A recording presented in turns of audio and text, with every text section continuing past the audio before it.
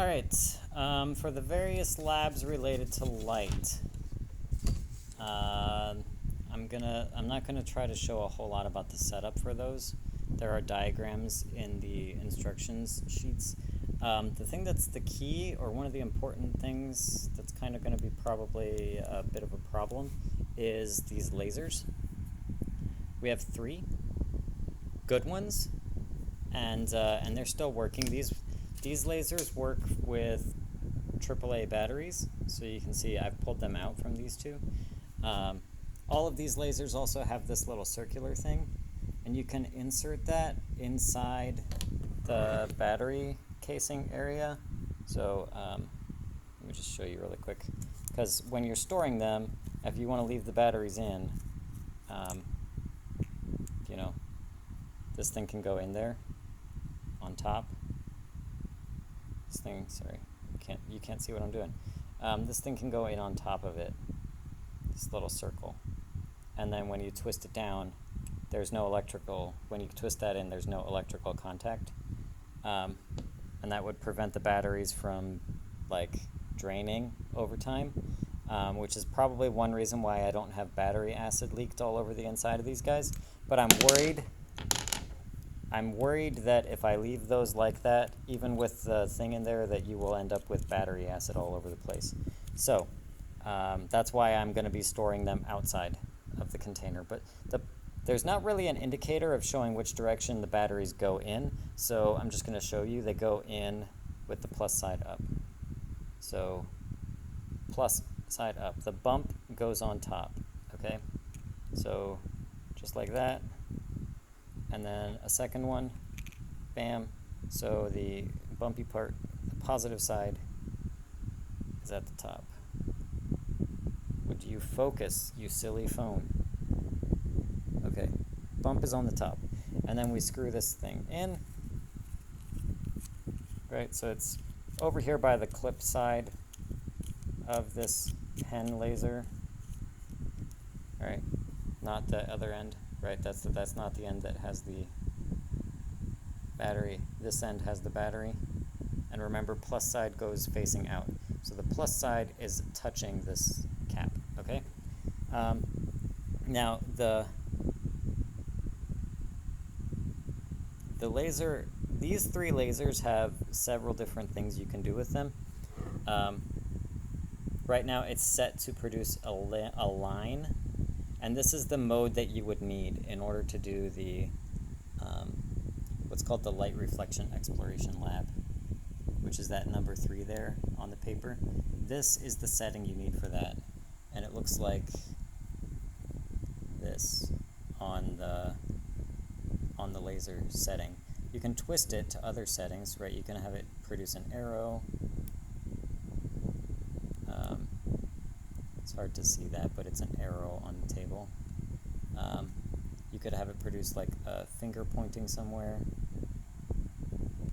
and you can have it produce like just a dot, or I think this one does a circle. Yeah, this one produces a circle. But the one you need for the lab is this one, which produces a straight line of laser light. Okay, as I said, there's 3 of these currently. I think I'm going to try to see if I can buy 3 more, just like these, and have them ready to go as well, so that there's a full set of 6. If not, that's going to be really unfortunate for whoever's teaching this and watching, because the other things we have are these guys, and like I have several. They look like this.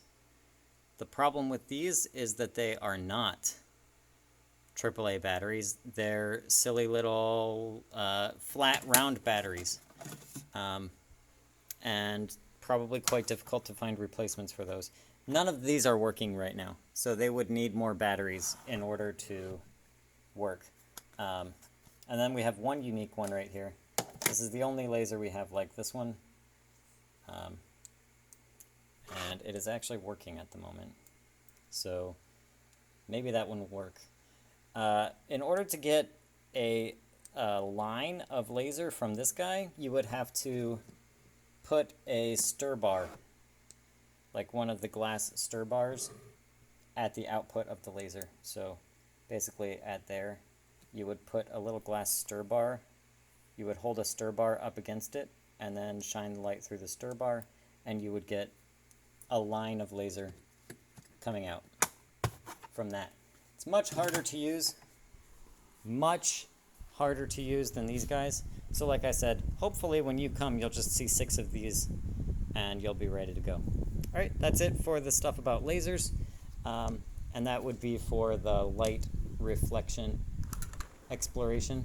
There's also an optics lab that I like to do with optics pins and optics boards. And you'll need some of this stuff actually for the reflection experiment as well. In here we have several different mirrors that are already attached to a block on the back side so that they stand up nicely, like that. So that is a standing mirror, and there are several of those, quite a few actually, in here, kind of all stacked up. We have pins. These are optics pins that you're going to use for sticking into some optics pin boards. A bunch of different pins. You can use whichever ones work well for you. Another mirror attached to a board. Inside all of these things, you've got some pieces of glass,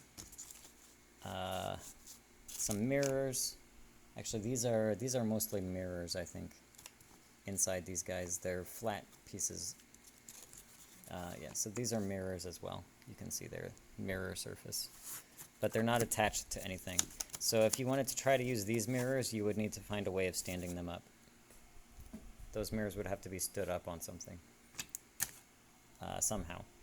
So I prefer to use these guys that are already glued to a stand. Here are some optics pins that are already stuck into some pin cushions that I created. So there's 6 of these for 6 lab groups. So 6 pin cushions. All right, so the kids can all have their optics pins with their optics pin cushions. Then underneath there, we've got some pieces of glass that can be used for various things.